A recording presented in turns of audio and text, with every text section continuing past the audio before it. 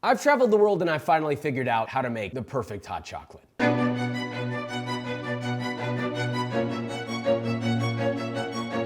Hot chocolate isn't just a pastime, it's a religion. When the cool weather kicks in, you want hot chocolate. If there were any hot chocolate you're gonna make, it's gonna be one of these two. I'm providing two different variations for you just so you have flexibility, but I will say my preferred one is the second one, which you'll see in a second. So let's make this, shall we? We're gonna start by making our homemade toppings, which include whipped cream, marshmallows, then we'll follow that with an easy instant hot chocolate, and then last but not least, my very best of all time hot chocolate recipe. You cannot have hot chocolate without whipped cream. You could skip this part. You could serve your guests or even yourself with just a plain old cup of hot chocolate. But I promise you, if you're serving other people, they're gonna sit down and they're gonna be drinking that. They're gonna go, this is pretty good. I can't believe they didn't get me whipped cream.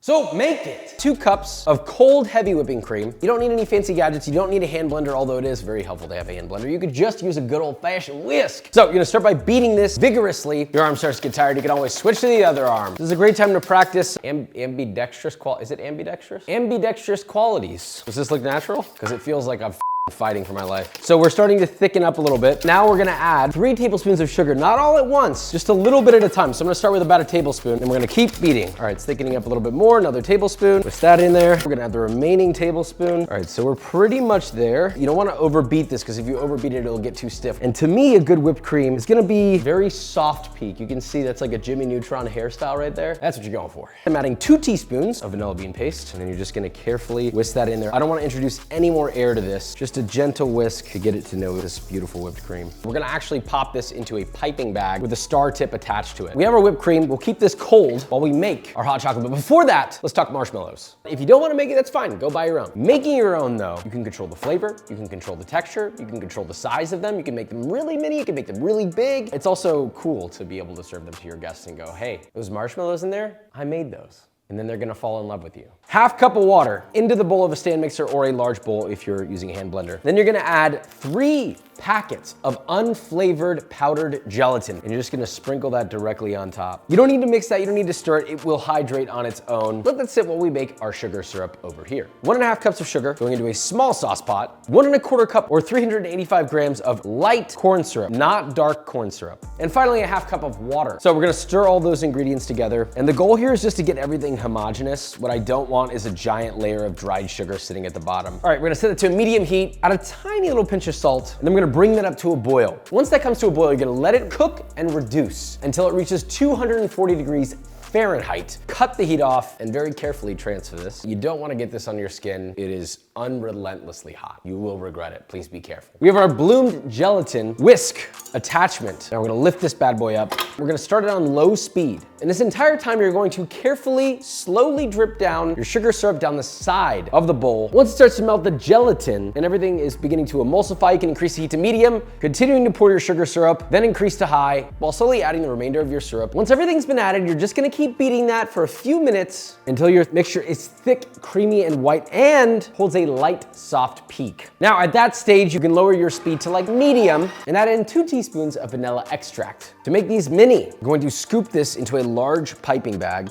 Baking sheet. I like to add a touch of spray oil to the bottom so that the parchment that is then going to go on top sticks. You're gonna lightly spray the parchment. And then we have a mixture of 1-to-1 potato starch and powdered sugar. Give that a generous dusting. You honestly kind of can't have too much because most of it will shake off of the marshmallow. You just want enough so it doesn't stick. Piping time. So we need to get an optimal size hole here. At this stage, you can pipe this on as thick or as thin as you want. If you go super thin, then you're gonna end up with really mini marshmallows. Nice little line all the way across your baking sheet. You're gonna rinse and repeat that until you've lined essentially your whole baking sheet. I fit about 6 on here. You might be able to squeeze 7, but I wouldn't push your luck. Take your starch mixture and then give them a light dusting over the top. This is going to help set that shape, and again, it's also gonna help prevent them from sticking after they've cooled. Let these sit for at least 4 hours, ideally 5, and even better, overnight. Now they've been rested at room temperature. Now make sure to roll them back and forth to then get the edges coated as well, just making sure there's no stickage. To cut these, you can do 2 at a time. I'm gonna start with just 1 for visual sake, and you may need to dust your knife. This is like roughly a 1/2 inch thick, so we're gonna cut 1/2 inch segments to keep these equal. Toss them together to get them coated in that starch. You have your own homemade mini marshmallows.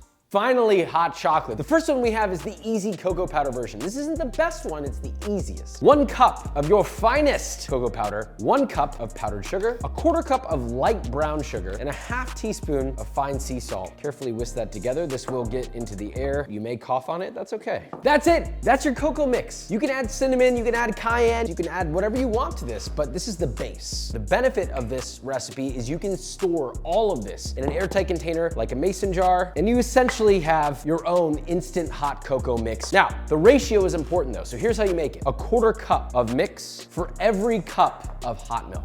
I'm just gonna slowly, gently mix that. And then you can just serve it. You can take your homemade marshmallows, pop those on top. Yeah, they float.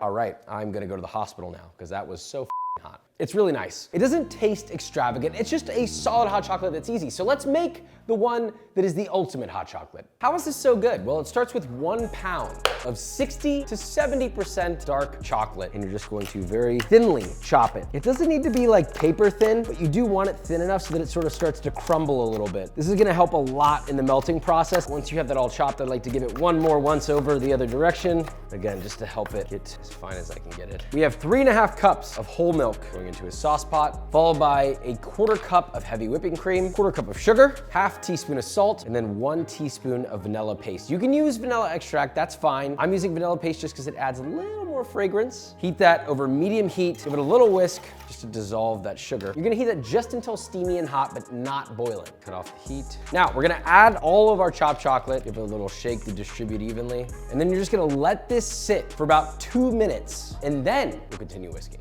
And at first it's gonna feel like it's not coming together, but just keep mixing, just keep waiting. And if it's not fully melted, you just pop it on low heat, stirring frequently until everything's melted and it's hot throughout. Be careful not to boil it, you will break the emulsion. Now, every chocolate is gonna be a little bit different in how gritty it is. So if you want it extra smooth, you can take an immersion blender and just give it a light immersion blendering, and that'll get it even more glossy. To make it even more perfectly non-gritty and smooth, you can pass it through a very, very fine mesh strainer. Now we serve. This is obviously inspired by our visit to Corette. I love the way they served it. I think it made hot chocolate feel like a special treat. You give it a nice pour. You have your whipped cream, which you just take your spoon and give yourself a nice, generous dollop right in the center. Look at that. There's only one thing left to do. Out of all the hot chocolates I've ever made, it is the best hot chocolate I have ever made, and it will be the best hot chocolate you've ever made in your life. It's beauty in simplicity. I know I say it a lot, but this really is. There's not a bunch of ingredients in this. This is all about the chocolate. It exudes the flavor in a way that is beyond your wildest imagination. You have to try it. Whether you do the more ridiculous one that's all chocolate or just the powdered mix, you'll be happy either way. You've got your homemade marshmallows, you've got your beautiful whipped cream, but more importantly, you have a top tier hot chocolate. Love you so much. Subscribe. See you later.